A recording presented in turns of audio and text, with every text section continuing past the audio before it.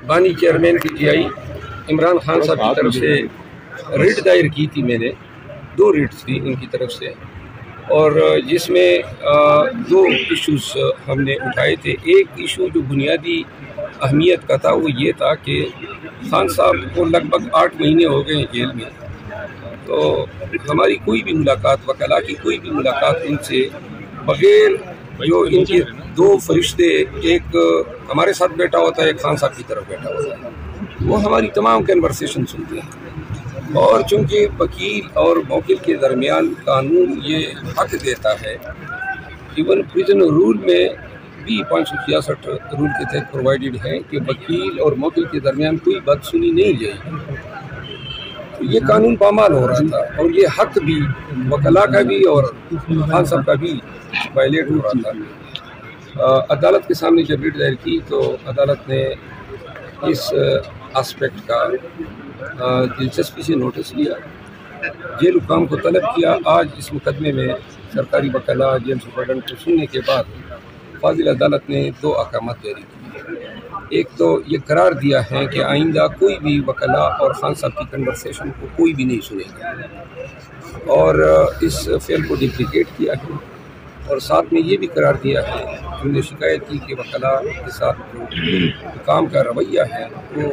ڈس respectful ہوتا ہے، انتظار کرایا جاتا ہے گھنٹوں، اور انتظار بھی کوئی انتظارگاہ میں نہیں ہوتا ہے۔ اس پہ ہدایت دی کہ رسپیکٹفل ٹریٹمنٹ دی جائے گی۔ دوسرا جو اہم مسئلہ تھا وہ یہ تھا کہ جو الیکشن ہونے کے بعد پارٹی کے کچھ عمائدین خان صاحب سے ملنا چاہتے ہیں اور خان صاحب کا حق ہے، جیل حکام نے یہ موقف اٹھایا کہ صرف ہفتے میں 2 ملاقاتیں ہو سکتی ہیں۔ جج صاحب نے ان کی اس تشریح کو غلط قرار دیا اور یہ حکم دیا ہے کہ منڈے سے لے کر سیچرڈے تک ہر روز خان صاحب کی ملاقاتیں ہو سکتی ہیں، اور ساتھ میں جن افراد کی ملاقاتیں ڈیزائر کی گئی تھی ان کو ملاقات جلد فراہم کرنے کی ہدایت کی ہے۔ تو یہ 2 احکامات ہوئے ہیں، اس سے ہمیں ایک ذہنی کوفت ہوتی تھی، خان صاحب کے ساتھ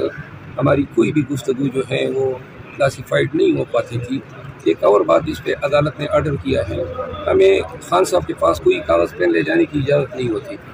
اور کبھی کبھار کوئی کاغذ لے بھی جاتے تھے تو اس کی فوٹو کاپیاں رکھ دیتے تھے۔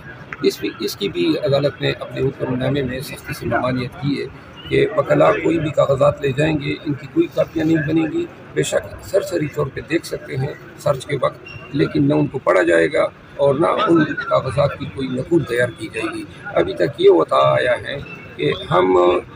جب بھی کوئی کاغذات لے کر جاتے ہیں وہ کاغذات ہم سے رکھ لیتے ہیں۔ الیکشن کے ایام میں ہمیں بڑی تکلیف ہوتی تھی، کیونکہ جن حلقوں کے امیدواروں کے نام ہمیں یاد ہی نہیں رہتے تھے اور بہت سارا کام ہوتا تھا، تو وہ سارے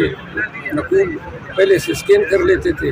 ہم سے پہلے ہی دیگر لوگوں کو یہ اطلاعات پہنچ جاتی تھی، تو لہٰذا آج اس حکم نامے کے ذریعے اسکین کرنا، نقول تیار کرنا اس کی ممانعت